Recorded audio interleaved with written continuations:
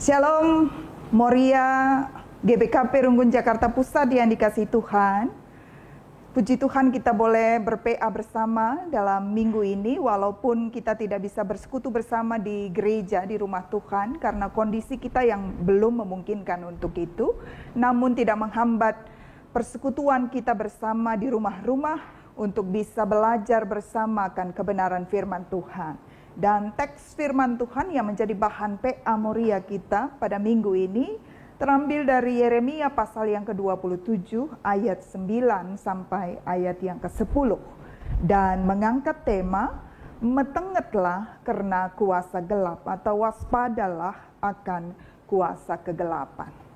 Senina-senina Moria, di kemajuan teknologi seperti sekarang ini ternyata masih banyak praktek-praktek okultisme yang bisa kita jumpai dalam kehidupan kita sehari-hari. Maraknya praktek-praktek pengobatan alternatif yang dibanjiri oleh begitu banyak pasien, juga acara-acara di media televisi yang banyak sekali berbau mistis dan menggunakan paranormal dan lain sebagainya. Mungkin apa yang diserukan oleh Nabi Yeremia dalam teks kita, Yeremia 27 ayat 9 sampai 10 yang menjadi bahan PA kita, awalnya terkesan aneh bagi kita. Ya.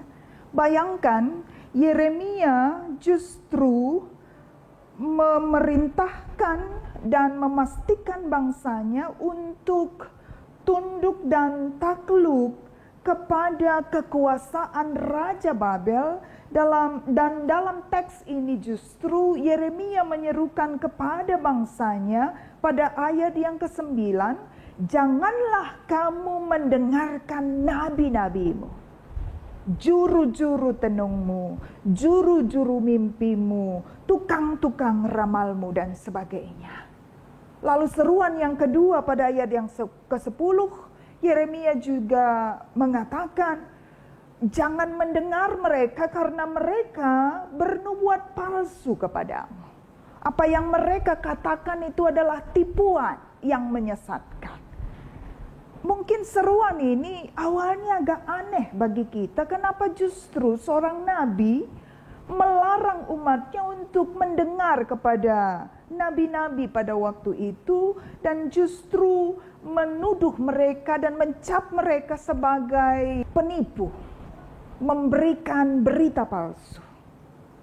Tapi senina-senina Moria, sebagaimana firman Tuhan hari ini, maka Nabi Yeremia bernubuat demikian, menyerukan hal demikian bukan tanpa sebab.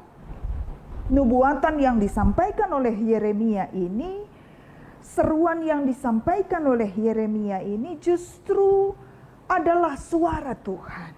Dan artinya Yeremia melarang umatnya mendengarkan nabi-nabi pada zaman itu karena nabi-nabi Israel justru melarang umatnya takluk kepada Raja Babel, termasuk juru tenung, juru mimpi, tukang ramal, dan tukang sihir yang ada di Israel. Padahal inilah yang Tuhan sudah rancangkan bagi Israel. Ini merupakan rancangan Tuhan bagi umatnya, bahwa bangsa Israel dan Yehuda yang sudah memberontak kepada Tuhan, karena itu Allah akan menyerahkan mereka, menghukum mereka, menyerahkan kepada bangsa Babel, takluk di bawah kuasa Raja Babel, dalam rangka memberi peringatan kepada bangsa ini bahwa Allah Israel adalah Tuhan atas mereka. Dan mereka harus menyembah Allah Israel, karena Allah Israel lah yang menentukan kehidupan mereka. Artinya yang Yeremia serukan justru itu adalah suara Tuhan. Sementara nabi-nabi yang ada pada zaman itu justru menyampaikan apa yang bukan berasal dari Tuhan. Bangsa ini diajar untuk kembali kepada Tuhan, lebih mendengar suara Tuhan, bukan suara manusia, bukan mendengar nabi-nabi palsu yang seakan-akan berbicara atas nama Tuhan, padahal sebenarnya tidak menyampaikan suara Tuhan itu sendiri. Dan sebagaimana tema kita berkata, waspadalah terhadap kuasa-kuasa kegelapan. Okultisme, apa itu okultisme? Okultisme adalah paham yang menganut dan mempraktekkan kuasa dan kekuatan dari dunia kegelapan dan roh jahat. Dan termasuk di dalamnya tentu kepercayaan kepada tahyul, kepercayaan kepada ramalan-ramalan, termasuk ramalan bintang dan sebagainya. Juga yang lebih dahsyat lagi, kepercayaan kepada ilmu sihir, pelet, penglaris, dan jimat-jimat, dan lain sebagainya. Di dunia modern zaman sekarang ini, di tengah-tengah kemajuan zaman yang luar biasa, ternyata kita masih menemukan hal-hal yang demikian. Dan hari ini kita diingatkan, mari mendengar suara Tuhan. Kita percaya bahwa Tuhan merancangkan kebaikan dalam hidup kita. Dan jangan mau mendengar suara-suara di luar Tuhan. Hari ini kita diajak untuk menumbuhkan kepekaan kita, pendengaran kita, lebih peka kepada suara Tuhan. Jangan kita pikir bahwa di tengah-tengah kota metropolitan ini tidak ada orang-orang Kristen yang masih percaya kepada kuasa-kuasa di luar kuasa Tuhan. Ada banyak orang ketika sakit justru lebih percaya kepada orang-orang pintar, lebih percaya kepada pengobatan-pengobatan alternatif dan hal-hal magis daripada mengandalkan Tuhan dalam kehidupannya. Dan jangan salah, di dalam kehidupan dunia yang semakin modern ini, praktek-praktek okultisme juga semakin modern, ya.